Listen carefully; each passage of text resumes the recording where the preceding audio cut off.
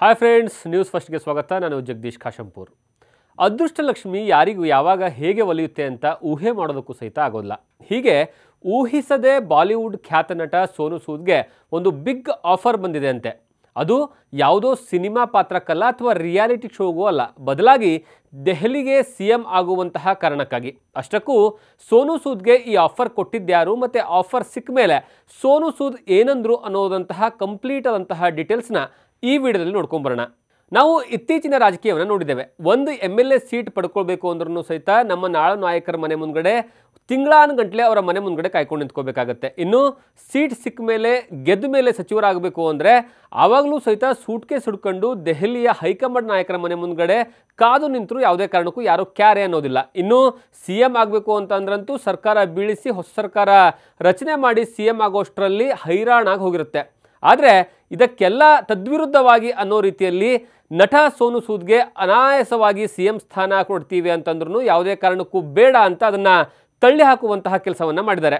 ಇನ್ನು CM ಸ್ಥಾನ ಬೇಡಂದರೆ ಕೊನೆ ಪಕ್ಷ DCM ಸ್ಥಾನನಾದರೂ ತೆಗೆದುಕೊಳ್ಳಿ ಅಂತಂದರೆ ಅದಕ್ಕೂ ಸಹಿತ ಬೇಡ ಅಂದಿರುವಂತಹ ಸೂದ್, ಸರಿ ಹಾಗಾದರೆ ಕೊನೆ ಪಕ್ಷ ನಿಮಗೆ ನಾವು ನಮ್ಮ ಪಕ್ಷದ ವತಿಯಿಂದ ರಾಜ್ಯಸಭೆಗೆ ನಾಮನಿರ್ದೇಶನವಾಗಿ ಮಾಡ್ತೀವಿ ಅಂತ ಅಂದ್ರೂ ಯಾವುದೇ ಕಾರಣಕ್ಕೂ ಸೂದ್ ಒಪ್ಪುವಂತಹ ಯಾವುದೇ ಲಕ್ಷಣಗಳು ಕಂಡು ಬಂದಿಲ್ಲ. ಅಷ್ಟಕ್ಕೂ ಈ ರೀತಿಯಾದಂತಹ ಆಫರ್ ನೀಡಿರೋದು ಬೇರೆ ಯಾರೂ ಅಲ್ಲ, ದೆಹಲಿಯ ಮಾಜಿ CM ಹಾಗೂ ಆಮ್ ಆದ್ಮಿ ಪಕ್ಷದ ಅರವಿಂದ್ ಕೇಜ್ರಿವಾಲ್ ಈ ಒಂದು ಆಫರನ್ನು ನೀಡಿದ್ದಾರೆ. ಅದು 2019 ಮತ್ತು 2020 ಕೊರೋನಾ ಸಂದರ್ಭ.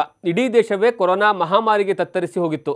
ಅದೆಷ್ಟೋ ಕುಟುಂಬಗಳು ಇಂತಹ ಕಷ್ಟದ ಸಂದರ್ಭದಲ್ಲಿ ನಮಗೆ ಯಾರಾದರೂ ಬಂದು ಸಹಾಯ ಮಾಡಬಾರ್ದಾ, ಒಂದು ಹೊತ್ತಿನ ಊಟ ಅಥವಾ ಆಸ್ಪತ್ರೆಗಾದರೂ ನಮ್ಮನ್ನು ಸೇರಿಸಬಾರ್ದಾ ಅಂತ ಕಣ್ಣಿಟ್ಟಿರುವಂತಹ ಅದೆಷ್ಟೋ ಸಂದರ್ಭಗಳನ್ನು ನಾವು ನೋಡಿದ್ದೇವೆ. ಇಂತಹ ಸಂದರ್ಭದಲ್ಲಿ ಬಾಲಿವುಡ್ನ ನಟ ಸೋನು ಸೂದ್ ಹಲವು ಕುಟುಂಬಗಳಿಗೆ ಸಹಾಯ ಹಸ್ತವನ್ನು ಚಾಚಿದ್ರು. ಕೇವಲ ದೆಹಲಿ ಮಾತ್ರ ಅಲ್ಲ, ದೆಹಲಿಯ ಜೊತೆಗೆ ಹರಿಯಾಣ, ಪಂಜಾಬ್ ಸೇರಿ ದೇಶದ ನಾನಾ ರಾಜ್ಯಗಳಲ್ಲಿ ಸಹಾಯ ಹಸ್ತವನ್ನು ಚಾಚಿದ್ರು. ಅದರಲ್ಲೂ ಪ್ರಮುಖವಾಗಿ ಕರ್ನಾಟಕದ ವಿಚಾರವಾಗಿ ಹೇಳಬೇಕು, ಕರ್ನಾಟಕದಲ್ಲೂ ಸಹಿತ ಸೂದ್ ತಮ್ಮ ಸೇವೆಯ ಮೂಲಕವಾಗಿ ಹೆಸರುವಾಸಿಯಾಗಿದ್ದರು. ಅದರಿಂದ ಅವರಿಗೆ ಭಾರಿ ಜನಪ್ರಿಯತೆ ಸಹಿತ ಸಿಗುತ್ತೆ.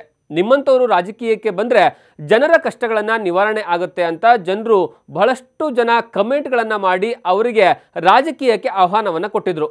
ಇವರ ಜನಪ್ರಿಯತೆಯನ್ನು ಅರ್ತಿದ್ದಂತಹ ದೆಹಲಿಯ CM ಅರವಿಂದ್ ಕೇಜ್ರಿವಾಲ್ ಅವರನ್ನ ಆಮ್ ಆದ್ಮಿ ಪಕ್ಷಕ್ಕೆ ಆಹ್ವಾನವನ್ನು ನೀಡುತ್ತಾರೆ. ಈ ಆಹ್ವಾನ ಕೇವಲ ಪಕ್ಷದ ಸಣ್ಣ ಪುಟ್ಟ ಸ್ಥಾನಕ್ಕಾಗಿ ಅಲ್ಲ, ದೆಹಲಿಯ CM ಗಾದಿಯ ಮೇಲೆ ಸೂದ್ರವನ್ನ ಕೂರಿಸುವ ಸಲುವಾಗಿ ಅರವಿಂದ್ ಕೇಜ್ರಿವಾಲ್ ಪ್ಲಾನ್ ಮಾಡ್ತಾರೆ. ಆದರೆ ಯಾವಾಗ ಅರವಿಂದ್ ಕೇಜ್ರಿವಾಲ್ ಅವರು ಆಫರನ್ನು ನೀಡುತ್ತಾರೆ ಆವಾಗ ಸೂದ್ ದೇಶದ ದೊಡ್ಡ ದೊಡ್ಡ ವ್ಯಕ್ತಿಗಳು ಈ ಹುದ್ದೆಗಳನ್ನು ತೆಗೆದುಕೊಳ್ಳಲಿ ಅಂತ ನಯವಾಗಿ ಆ ಆಫರನ್ನು ತಿರಸ್ಕಾರ ಮಾಡಿ, ಇದು ನನಗೆ ಅವಶ್ಯಕತೆ ಇಲ್ಲ, ನಾನು ರಾಜಕೀಯದಿಂದ ದೂರ ಇರೋದಕ್ಕೆ ಇಷ್ಟಪಡ್ತೀನಿ ಅಂತ ಸೂದ್ ಹೇಳಿದ್ರಂತೆ.